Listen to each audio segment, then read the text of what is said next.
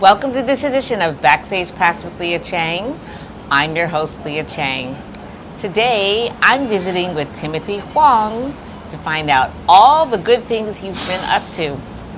Hi, Timothy. Hi, Lia. How are you? I'm fabulous. Thank you so much for having me on your program. Oh, this has been long overdue. It's a little long overdue. I feel really blessed. Not many people that I know can say they've been to the White House and had an interaction with the president. But I am sitting with someone who has done just both of those two things. The legends are true. So the way that happened was in 2021, for the Lunar New Year, the AAPI caucus at the Democratic National Convention was holding a virtual gala. Now, on the creative committee of the AAPI caucus at the DNC is our good friend, David Henry Hwang, who's been my friend for decades and a lovely supporter of, talk about a guy who never makes it about him. He's just always like, how can I help? How can I allow you my access and my privilege? Just a wonderful guy. He reached out and said, hey, a bunch of us were talking, and remember that video that you asked me to play violin on? See, here's the thing. David Henry Hwang is a brilliant violinist. You might only know him as like an award-winning playwright, multiple Tonys, Pulitzer nominations, but he's also like a savant on the violin. I won't tell you how I know that, but I knew that, and during pandemic I was putting together little dinky videos and orchestrating music and just trying to like pay people. And stay sane. And so I was alive. like, so I said, hey, I'm doing this video with Eoldt, and I orchestrated it for like 3 strings, and I need a violinist. Do you want to play? He's like, yeah, I do. And so he calls me up and he says, hey, we're looking for some content because we want to keep it fun and we don't want it to just be talking heads. So maybe something like that, but maybe something a little bit more on message. And finally they're like, we're going to go with the one where I'm playing the violin. Hi, I'm Timothy Huang, multi-award winning composer, lyricist, and librettist of the musicals American Morning, The View from Here, and A Relative Relationship. If you don't want to Google me, don't worry. I'm the guy who has been pathologically writing musicals for Asian faces and voices since 2000 without remorse or regret. What you're about to watch is the combined effort of 8 different multidisciplinary artists representing 5 different countries. It was recorded in isolation during the summer of 2020 when the theater industry was shut down and New York City's local artists, my friends and colleagues, were scattered to the winds wondering what was next. It represents the culmination of kindness, compassion, tenacity, and sacrifice that only manifests when the most dire of circumstances calls upon us to be our very best, most generous selves. With lyrics by Patrick Gallagher and music by me, it is my great pleasure to present There's You, featuring Eoldt on vocals, Jennifer Lin on piano, Jenson Smith on cello, Emily Chu, Hirona Amamiya, and our very own David Henry Hwang on violin. The universe is growing, not a scary thought at all. An infinite expanse on an infinite advance. How can that be real? And now you say you're going, and the universe is small. So shouldn't I be sad? But how can I be sad when I feel the way I feel?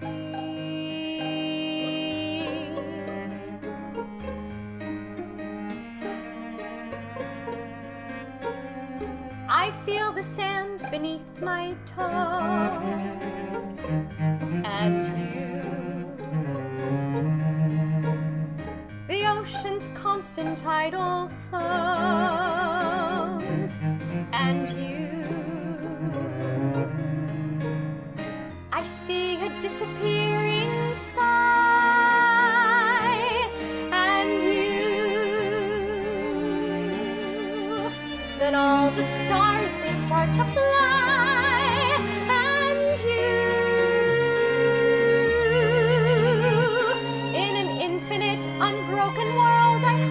trust what's true. Oh, there's you. I hear Debussy's Clair de Lune, and you. I taste a perfect crab rangoon, and you. Kandinsky sketches on his pad, and you. I watch my 14th Breaking Bad, and you. In an infinite, unbroken world with so much more to do. Ah, there's you. So go if you need to. Go if you need the time. You can take it slow, but oh, soon I'm sure you'll know everything I know.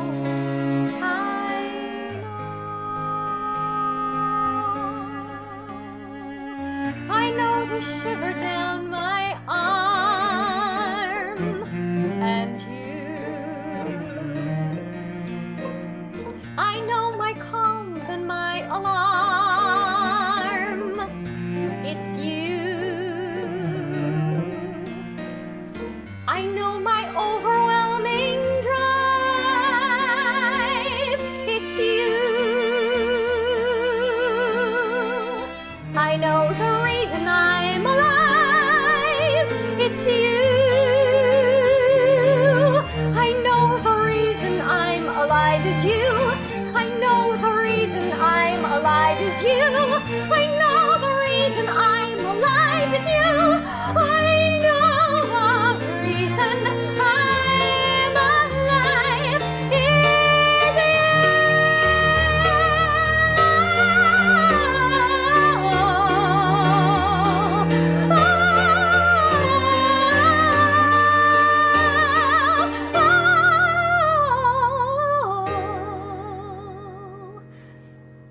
it's you.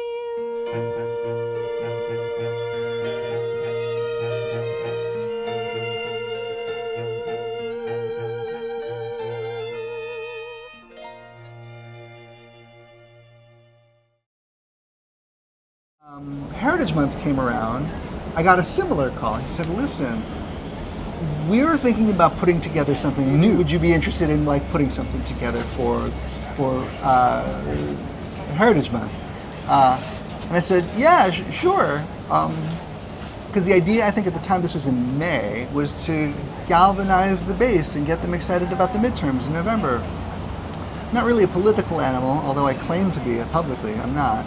I didn't really know what to do, and I thought about like what would get people to vote, and I thought, oh well, we could talk about, you know, honor and civic responsibility, and we could do this, we could do that, or we could just guilt them hard into going to the polls. So I wrote a song about guilt.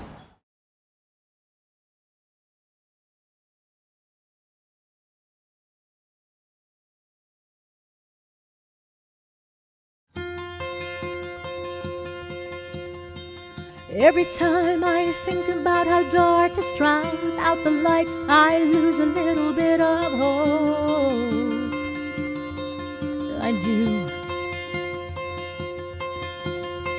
And every time I remember the sacrifices my mother and father and family made to get me here, I almost cannot cope. Then I go and I turn on the TV news and I see tragedy unfold in real time, and I'm left wondering what it all was for. That's when I realize it's not a compromise. You cannot walk if I don't stand. So I stand. 'Cause there's you and the person you are and the things that you do that make this fight worth fighting. You and the people you carry that makes the next chapter in this book worth writing. Words out loud have never rung more true. So thank you. I don't know what tomorrow brings, but I can't justify sitting on my hands anymore. I can't and I won't, 'cause if there's a chance that the voice that I've been given can break the silence that's kept the song from being heard, how can I not try? 'Cause there's you and the person you are and the things that you do that make this fight worth fighting. You and the people you carry that makes the next chapter in this book worth writing. Heart beats loud, together we are strong. I'm not wrong. I am the keeper of legacy. I am the dreamer who wants a more perfect world. Now it's time to stand up and to be heard. 'Cause there's you and the person you are and the things that you do that make this fight worth fighting. You and the people you carry that makes the next chapter in this book worth writing. Voices sing in harmony and sing.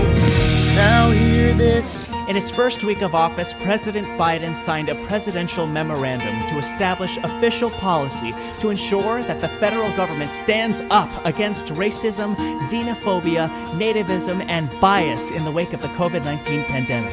The Biden administration also ratified into law the American Rescue Plan, which provides a lifeline to millions of Asian American and Native Hawaiian Pacific Islander families who are struggling from the economic and health impacts of the pandemic. The ARP is reducing poverty, expanding relief for mixed status families, and keeping families housed. After 4 years of relentless attacks on LGBTQ+ rights, the Biden-Harris administration has taken historic actions to accelerate the march toward full LGBTQ+ equality, from protecting the civil rights of every American to ensuring that LGBTQ+ Americans are leaders at every level of the federal government. Though much progress has been made, there are still miles to go before we sleep. Whether it be the strongest among us or our most vulnerable, none of us are free until all of us are free. And we cannot be heard if we do not raise our voice. So get loud. 'Cause it's you and the person you are and the things that you do that make this fight worth fighting. You and the people you carry that makes the next chapter in this book worth writing. Words out loud have never been more true. There's no passage through this without you. There's no passage through this without for all our parents and our children too. Thank you. As a thank you, the chair of the caucus was like, I got invited to a bill signing regarding legislation for an Asian American museum in DC, and I put you on my guest list. So maybe expect an email from the White House. Check your spam filter. Okay, see you later. Oh my God. Okay, Belle, Liang Hong. Yeah, okay. I'll check my spam filter for an email from the White House. So yeah, that was on Saturday. I got the email on Sunday, and I was on a train on Monday. So get on this train and go down there, and it's really lovely. It's a lot like an industry reading. You go to a bill signing. We're in the East Room. There's like lots, fanfare and live music, but there's like music stands and chairs and people sitting on one side of a room, and then there's the stage area. The only difference is there's this whole cadre of photographers and cameras, like the press corps, all of that behind you, and the president comes and the vice president comes and Speaker Pelosi comes and they all speak, and I'm like, this is great. This is my thank you. This is my thank you. This is wonderful. I get to hear these people live, and I get to be present the signing of a bill pertaining to legislature about the development of an Asian American History Museum in Washington, D.C. Great. So the signing ends, we're all just milling about, and I get this little tug on my sleeve. And it's Belle, the chair of the AAPI caucus at Right. the DNC. She says, you need to come with me right now.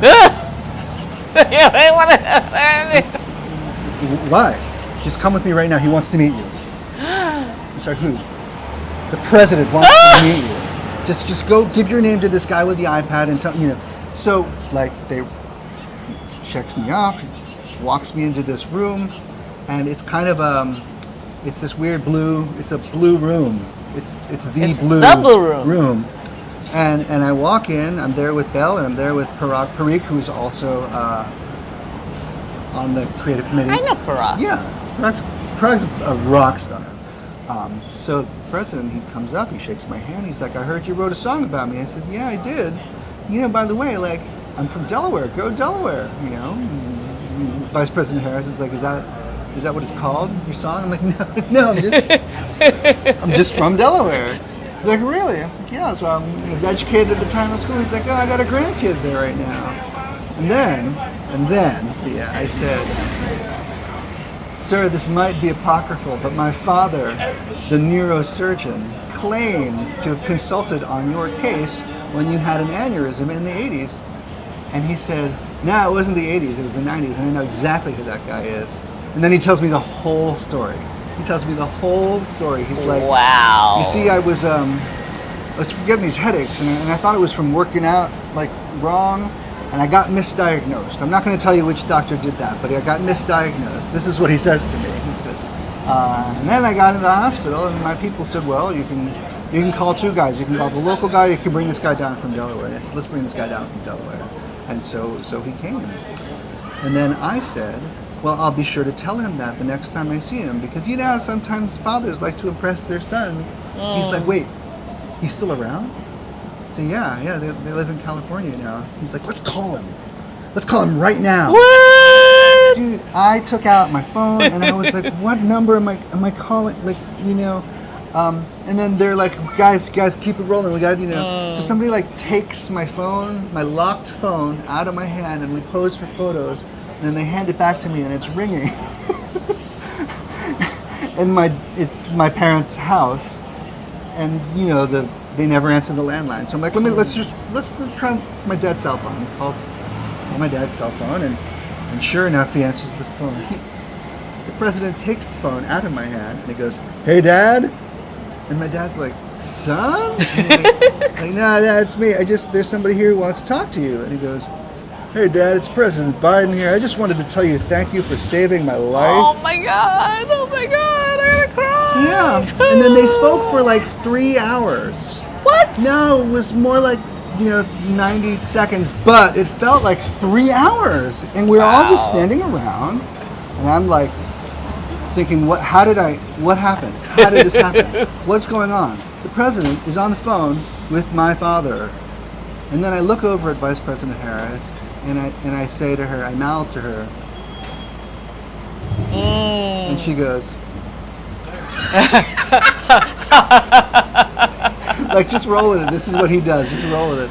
Wow. Yeah, and so that's how I shut down the White House with an unscheduled 15-minute visit with the president and the vice president. Now, did you ever, in your lifetime, Absolutely not. think that you would be in conversation with a sitting president and having him thank your father for saving his life? Nope.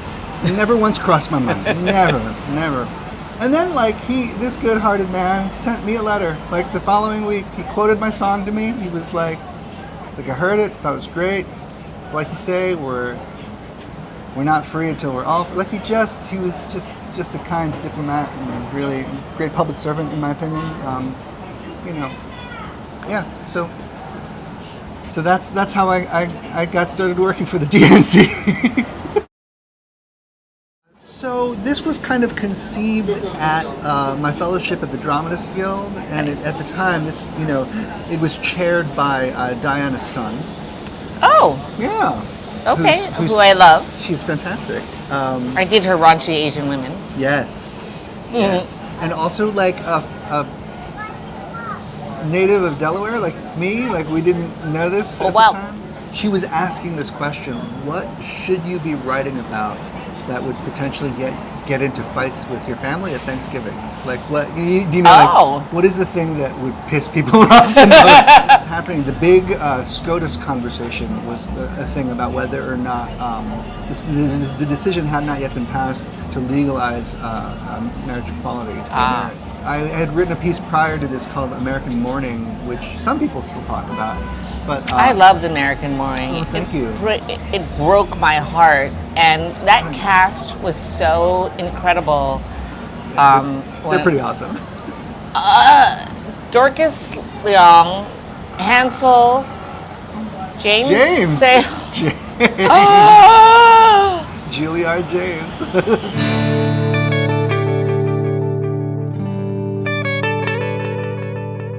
Just shake it off and move on. Embrace and greet this new dawn.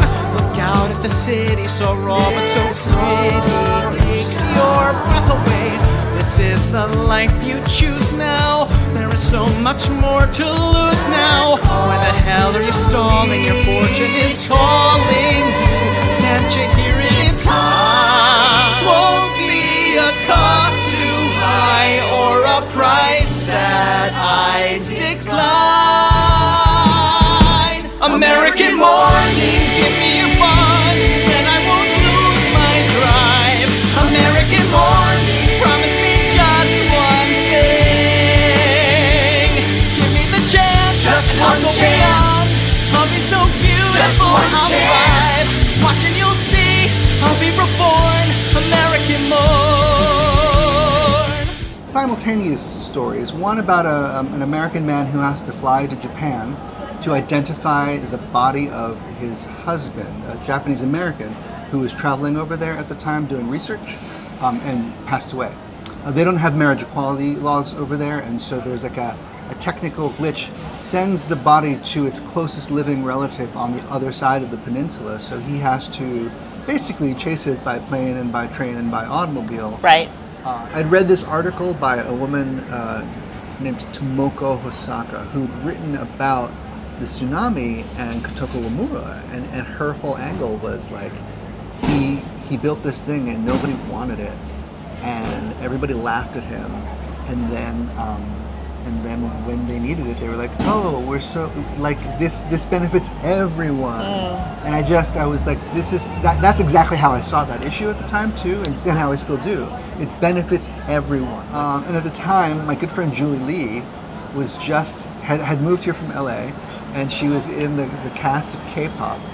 And she was still in it, and she was having a great time, and I was telling her, like, oh, the next year of your life is gonna be fantastic. You're gonna, like, do all the galas, and you're gonna do the things, and people are gonna be talking about your show, and then like, boom, like that, they really got, in my opinion, they got really screwed over. Right. Like, they got shafted so hard, and Julie was like suddenly free, and I said, hey,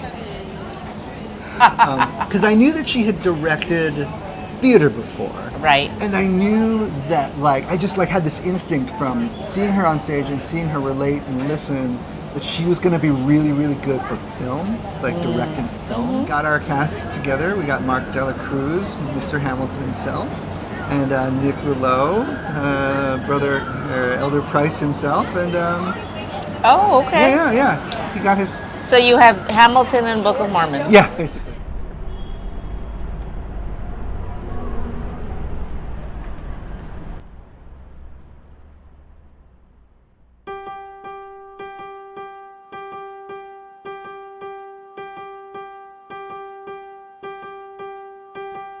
So, Jim's a lovely name. That's a lovely look. Oh, come on now. This shouldn't take very long. Do it for your book. This is why you're here. Every freshman author needs headshots for press and for inside the jacket. No, you're right. None of that shit matters when you've got the book to back it. But we're here, so you might as well get comfortable. 'Cause I'm using the light choosing the right blend of color and shadow to make you look great, make you look wise, make you look worthy of winning the Pulitzer Prize. Yes, I'm using the light, perusing the lines on your forehead like you would read from a first draft. See, we're like both of us making connections by making their craft. Just be cool, don't be charming. Now is not the time to be flirting with handsome young men. Stop it. It's a part of his job to make you feel worthy. Perfect, that's great. Now just look to the right. Such a beautiful face. That's it. You're forgetting your place and losing your heart. Pretty soon the world will see the truth of who you are. 'Cause I'm using the light, fusing the space and the fire right revealing to keep the writing the truth. All the work, all the travel, could you give it up to just follow your heart? You to quit 'Cause hiding he'd never follow out. me. I'm using the light, choosing the right kind of moment, so history knows who you were, knows what you've done. 'Cause it won't see what it thinks it sees now. It'll see past what today will allow. Then we'd look back when we'd finished on how. There, we're finished. Was that so bad? Good luck with your book. I'm Peter, by the way, and you're Jim Nakauchi, your generation's greatest living travel writer. Never forget that.